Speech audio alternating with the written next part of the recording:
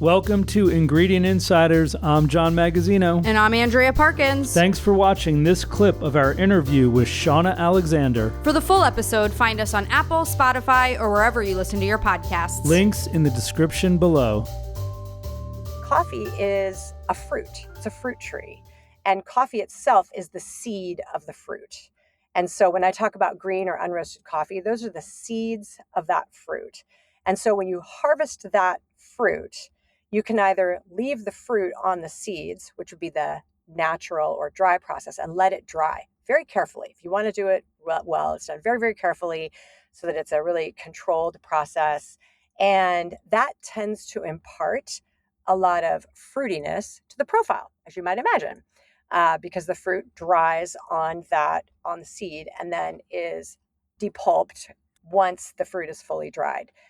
We don't buy a lot of those natural coffees, but that is the original method. What Stumptown typically buys, or predominantly buys, I should say, are washed coffees. And that is, as soon as that fruit is harvested, it is depulped. And the mucilage that remains on the husk, the seeds are typically held within a husk.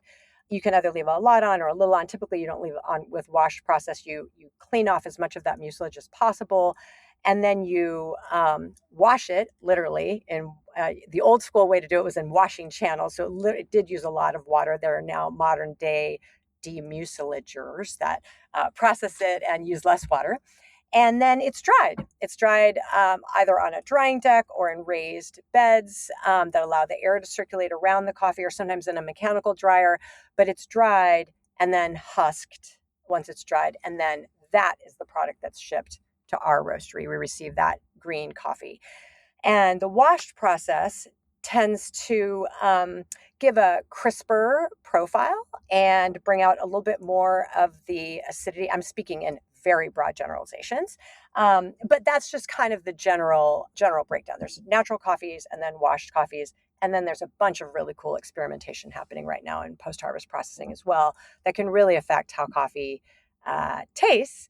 And then, of course, there's the roasting. And so you asked about the roasting, the kind of the roast level. The roast approach is really, really important. It's something that roasters, who are basically the chefs of the coffee world, they approach with different philosophies and a lot of different experimentation. But generally speaking, you can take it to a really dark roast, which is what like Pete's is known for, or Starbucks was known for. And, kind of they put that on the map in the late 60s, early 70s, where the roast is very apparent.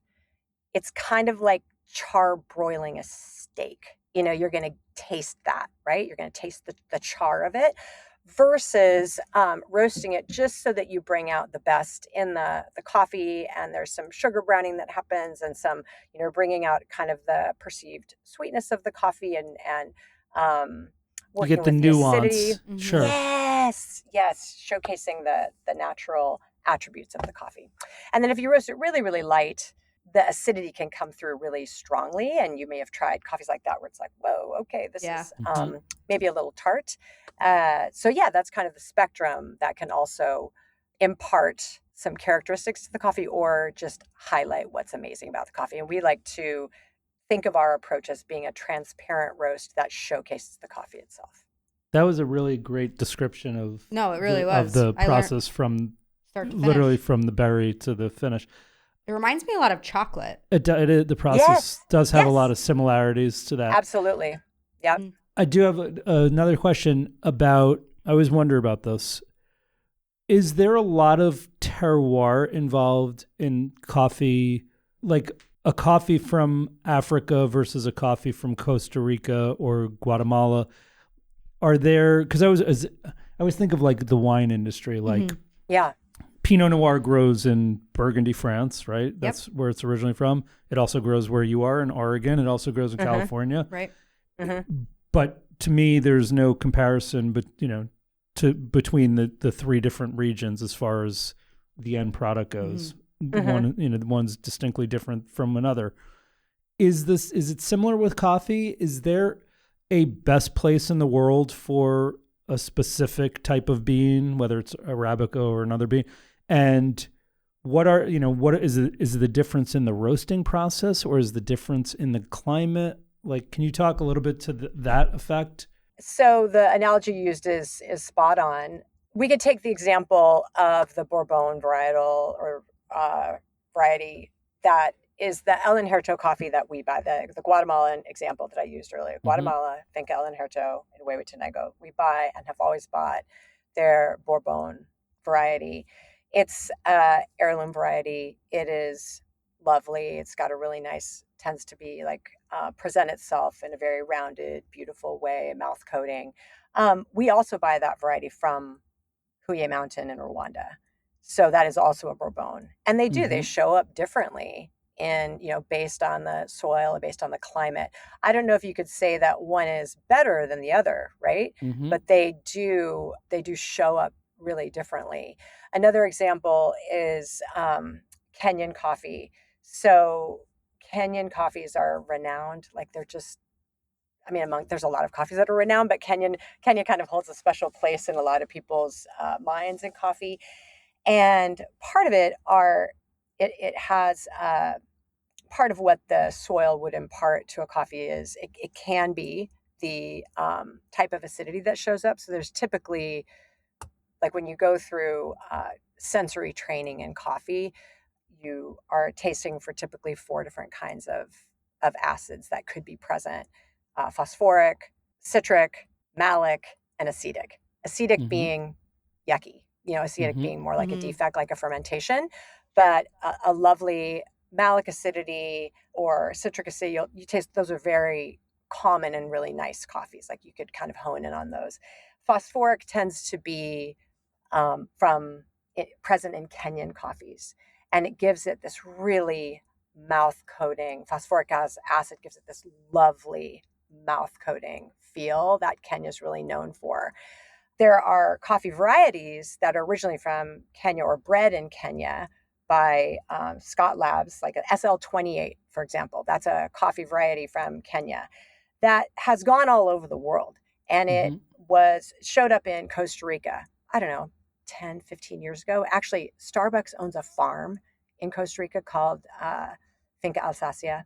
And they do breeding, or not breeding, but like field trials. And they gave out a bunch of these coffees, these Kenyan coffees, the SL28 varieties. And no one could call it SL28 because they couldn't verify originally that it really was an SL28. So like our partner in Costa Rica, a guy named Francisco Mena, who owns Exclusive Coffees and has a farm called Shumava, he was growing it. We bought it. We bought this like micro lot of this Kenya. We called it Kenya, but spelled Kenia, the Spanish way of spelling it. And it's a lovely coffee, but it does present itself differently than it would if it were grown in Kenya. So it still has, they mimic a lot of the processes in Kenya on this farm. So Kenyan coffees are also double washed. They'll do a double soak of them a lot, not always, but a lot.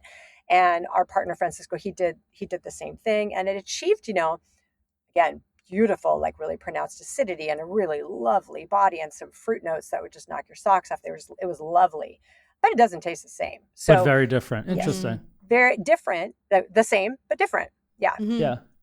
I have a question about the beans, and I don't know if this is stupid, and we can cut it out if it is. Raul, just get ready to cut this part out. Note the time. Hold on. 27 minutes and 15 seconds. Just cut there. Go ahead, Andrea. So when you see a coffee that is promoted, marketed as, only Arabica coffee beans. Yeah. Is that like the gold standard? Is that marketing? Is that just like one of a lot of different beans that are really high quality? Like, it's a great question. That's not a stupid question. So Arabica is one of the main, like that is the dominant coffee species. Coffea Arabica is the dominant variety that's grown, right? Okay. And then there's Coffea Canephora variety Robusta. Okay, so this Coffea Arabica, that's the species. I'm getting my evolutionary tree messed up here, but like Arabica is the main category. It's like what's dominantly grown.